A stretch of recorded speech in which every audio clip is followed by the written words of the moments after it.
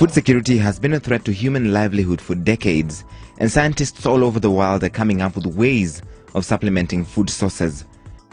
As the post-election violence intensified in early 2008, Oliver NDEGWA and his wife Freda were stuck in Kitale, unable to leave their compound, not even to get food.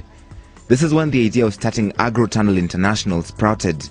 I realized my brother had 2 acres of tomato, and he was feeding the animals with the tomato. And when I realized that, and the cost of tomatoes is very expensive in Nairobi, I realized there's a potential on these tomatoes being moved to Nairobi. Then we realized after 1 week, we could make 20,000 shillings per day, which we were not making previously. Incidentally, Oliver's father was a scientist in his own right, and this was therefore a natural path for Oliver to follow. Go visit the farmer's site. First of all, we established one thing: the security of the area, the availability of the market for the produce, and the wind direction, because sometimes the wind is very, very tricky for farmers to invest, because you can put up a greenhouse and it can be blown.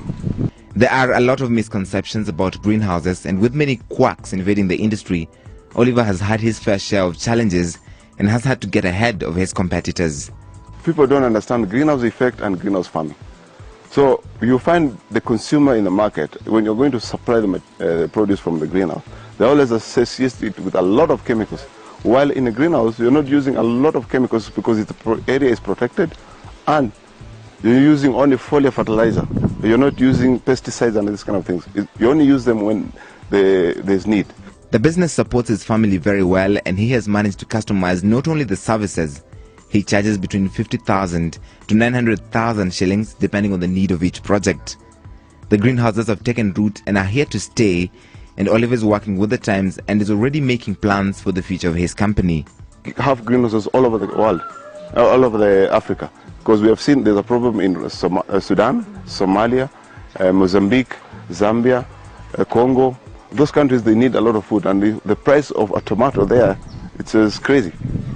With such initiatives, people can be more self-reliant, and starvation and a drought may be a thing of the past, as we may be able to feed ourselves. The age factor from 70 or from 60 to 80, sometimes they get so bored in their farms, in their homes.